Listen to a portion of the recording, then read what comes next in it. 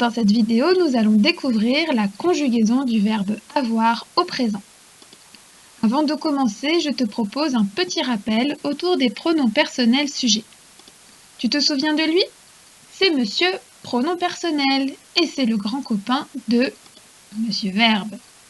Souviens-toi, un pronom personnel sujet peut remplacer le sujet du verbe. Par exemple, le pronom personnel sujet elle peut remplacer la petite fille, sujet du verbe raconte. Il existe plusieurs pronoms personnels sujets.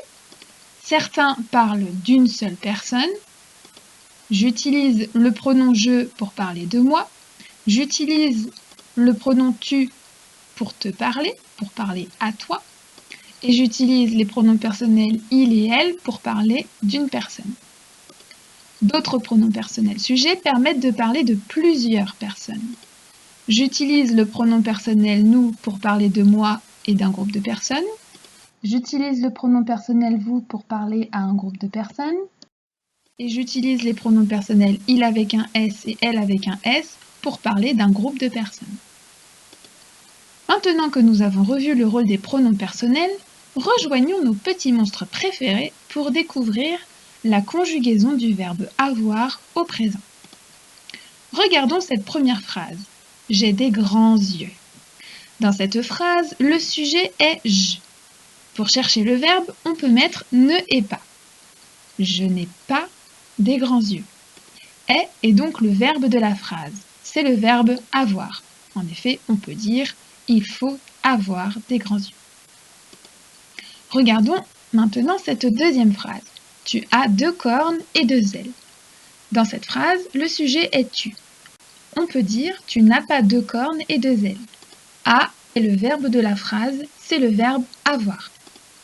Passons à la troisième phrase. Il a 6 grandes dents pointues. Il est le sujet du verbe. On peut dire il n'a pas 6 grandes dents pointues. A est donc le verbe de la phrase, c'est le verbe avoir. Passons à la quatrième phrase. Nous avons la bouche grande ouverte. Nous est le sujet de la phrase. On peut dire nous n'avons pas la bouche grande ouverte. Avons est donc le verbe de la phrase. C'est le verbe avoir. Passons à la cinquième phrase. Vous avez des grandes dents. Vous est le sujet du verbe. On peut dire vous n'avez pas des grandes dents. Avez est donc le verbe de la phrase et c'est le verbe avoir.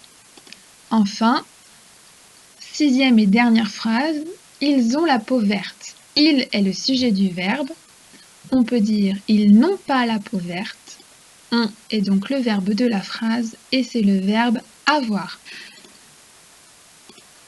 Voici toutes les phrases que nous venons d'analyser. Ici, tu as toute la conjugaison du verbe avoir. Merci les monstres. Récapitulons ensemble. Tu peux lire avec moi afin de commencer à mémoriser la conjugaison de ce drôle de verbe.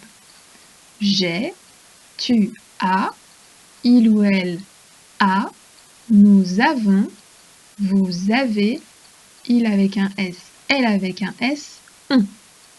Tu peux remarquer que ce verbe ne respecte pas vraiment les règles de la conjugaison au présent. Tu peux néanmoins retrouver la terminaison ONS avec le pronom personnel nous et la terminaison EZ avec le pronom personnel vous. Pour le reste, tu vas devoir les apprendre par cœur, un peu comme les tables. Pour t'aider, Monsieur Peureux te propose de retenir la conjugaison du verbe avoir en utilisant la formule avoir peur. J'ai peur. Tu as peur. Il ou elle a peur. Nous avons peur. Vous avez peur. Il avec un S, elle avec un S, ont peur. Il ne te reste plus qu'à retenir tout cela. Bon courage et à bientôt.